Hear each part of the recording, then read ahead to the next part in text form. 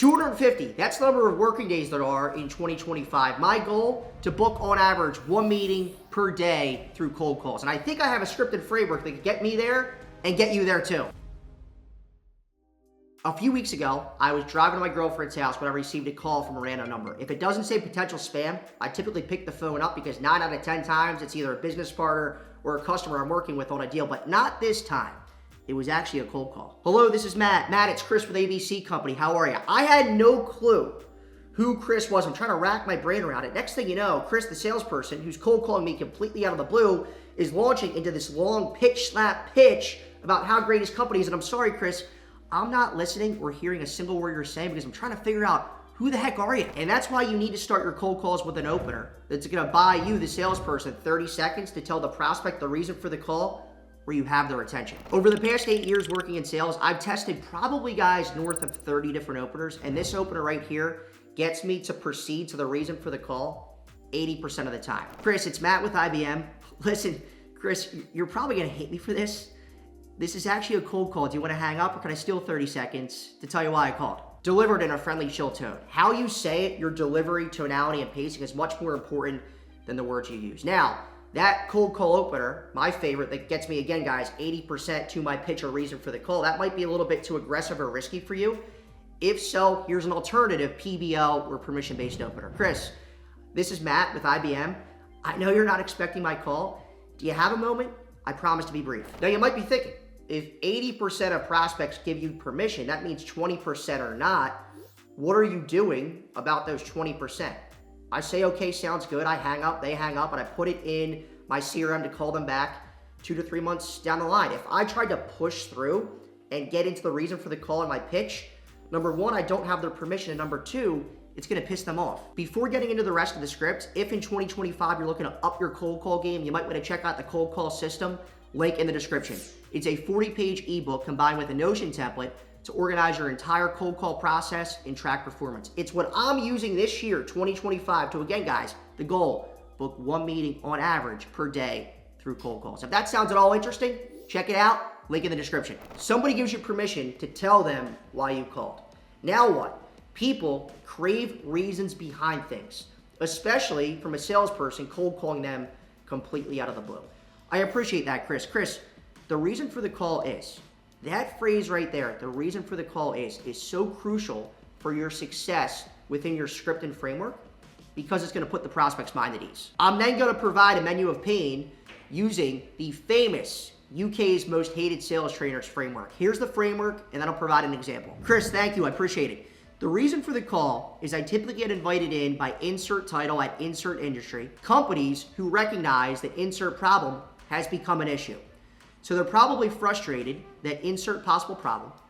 Others are worried that perhaps that's not an issue, but insert second possible problem, or that might not be the case, but it could be the fact that insert third possible problem. I get the feeling, Chris, you're probably going to tell me that none of this applies in your world, and I'm barking up the wrong tree. You want to come up with 3 crispy problems a 5th grader or your grandmom could understand. No big fancy industry buzzwords, leave them behind. Before sharing an example using this framework, here's an alternative. Appreciate it, Chris. Chris, the reason for the call is in our work with insert competitor and insert competitor, their insert job function leaders were focused on 2 key priorities. Priority number 1, priority number 2. How does this compare to your focus at insert their company? The competitors you choose for this opener need to be similar and well-known popular companies. That's number 1. Number 2, how do you go about finding and figuring out what are the priorities, the focuses of the people, the prospects that I'm calling on? Well, there's a few places. Number 1, you could go to Indeed, Glassdoor, LinkedIn, and search the job title of the folks you're calling on. Job ads will come up. Go to those job ads. Typically within those job ads, guys, there's going to be the priorities, what they're focused on, and the problems they're looking to solve within those ads. And that's number 1. Number 2, even better, is interview your best customers. Have a 15 to 20 minute conversation with them. What does your day-to-day look like? What are the challenges you're having right now in your role? Why do you like our product? What are your focuses? What is your focus, I should say, for 2025? Interview your best customers to understand how you could come up with the best, most crispy problems and priorities for your cold call script. Here's an example for the product that I sell. Appreciate it. Chris, the reason for the call is typically I get invited in by folks like you, security leaders at logistics companies who recognize that securing their mobile devices has become an issue. Some are frustrated that they have no way to protect iPhones or Androids that are in airplane mode or turned off from any sort of cyber attack. Others are worried that, perhaps that's not an issue, but their current setup, it protects against malware that's known, like it's made its way on a list, but they're still vulnerable to any sort of threat created a second ago. Or that might not be the case, but it could be the fact that their current security solutions, like an MDM or a SIM or SOAR, it doesn't provide the same level of protection over their mobile devices, iOS, Androids, as it does on their computers. Chris, I get the feeling you're probably going to tell me that, none of that applies in your world, and I'm barking up the wrong tree. Now, if you notice, watching the video, guys, I was reading from a script.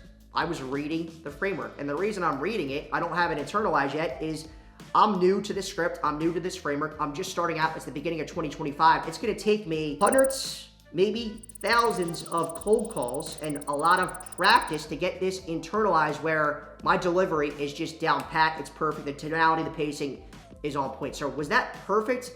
Not by any means, but it's not supposed to be perfect at the start. Now I'm in the conversation, and depending on what they say, what the response is to my menu of pain, that call, that conversation can go in a lot of different directions. Maybe they come back and they say, yeah, Matt, none of that's a focus for us right now. If they say something like that, I might come back and I say, gotcha. Chris, it sounds like my research is a bit off here, and mobile security isn't a focus of yours and maybe someone else on your teams. Yeah, Matt, actually, none of these are problems for us right now. Gotcha, Chris, it sounds like you guys already have an MTD solution in place and it's doing a great job for you. What I'm trying to do is I'm trying to understand, why did my menu of pain, why did it not resonate or it's not relevant for this person and this company?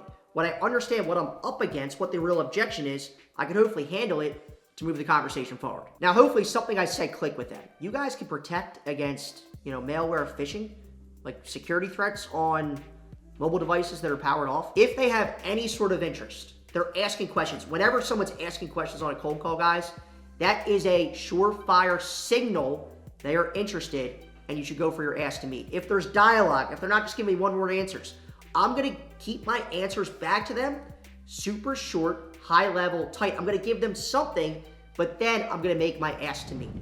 Chris, it sounds like there's some interest here. Would it be a ridiculous idea to, explore this in a bit more detail when I'm not cold calling you completely out of the blue? I'm going to go for my ask, and my ask on a cold call is a no-oriented question. I'm trying to elicit a no rather than a yes because people feel safer saying no than yes. Historically, this framework and script has netted me the best results, but I think my good friend and the best cold caller I know, Ronan Pesser, would completely disagree with me with my approach here. He has a completely different framework that has actually booked him one meeting per day on average through cold calls. And it might be a better approach than this one. I don't know. It's all about styles. If you're interested, check it out here. Thanks for watching, guys. Appreciate you.